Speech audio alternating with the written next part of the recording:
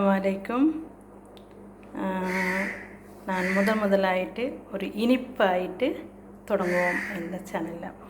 நான் செய்ய போகிறது சர்க்கரை, தேங்காய் பூவு, வறுத்த அரிசி, புழுங்கல் அரிசி. எங்களோட ஊரில் இருக்கிற புழுங்கரிசியை வறுத்து தேங்காய் பூவையும் சர்க்கரையும் சேர்த்து ஒரு இனிப்பு வர எந்த விஷயம் எங்களோட உமாலாம் சொல்லுவாங்க, முதல் என்ன விஷயம் தொடங்குறா இருந்தாலும் இனிப்பில் தொடங்கணும்னு சொல்லி. நானும் இப்படித்தான் நினச்சி இப்போ தொடங்குறேன். உங்களோட எல்லாரோட சப்போர்ட்டும் வேணும். நான் அப்புறம் இதை போட்டு மிக்சியில் போட்டு அடிக்கணும். மிக்சியில்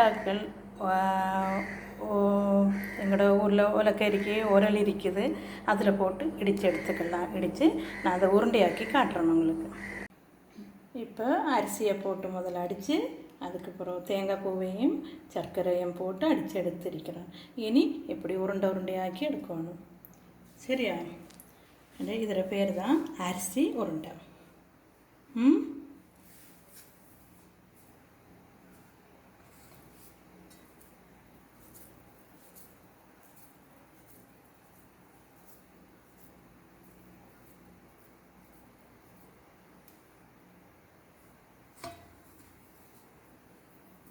பார்த்தீங்களா? அப்படி கொஞ்சம் எடுத்துட்டு கையில் வச்சு இப்படி உருட்டி எடுக்கலாம்.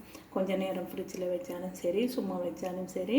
என்னட்டு குழந்தைகளுக்கு பின்னரம் தேத்தனியாகிட்டு கொடுக்கலாம். குழந்தைகளும் பெருசாக்கலாம், எல்லாருக்கும் சாப்பிடலாம்.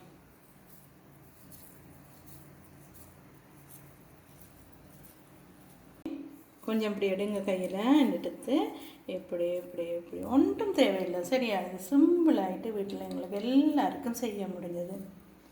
சீனி போட்டிலும் செய்யலாம், சர்க்கரை போடக்குள்ள கொஞ்சம் கூட டேஸ்ட்டு போடும். ஏலக்காய் வேணாம், ஒன்றும் வேண்டாம். உங்களுக்கு வேணுமென்று போடலாம், ஏலக்காய் போடலாம் ஒரு மணத்தின வேண்டி, இல்லை தேவையில்லை. சரியோ? இது சமைச்சு பார்த்து போட்டு எனக்கு ஒரு லைக்கும் ஒரு ஷேரும் பண்ணணும். மாதிரி உருண்டையாக்கி எடுத்து சாப்பிடலாம். சரியோ? சாப்பிட்டு பார்த்து டேஸ்ட்டு சொல்லுங்கள். நல்ல டேஸ்ட்டாக இருக்கும், நல்லா எல்லாருக்கும் பிடிக்கும்.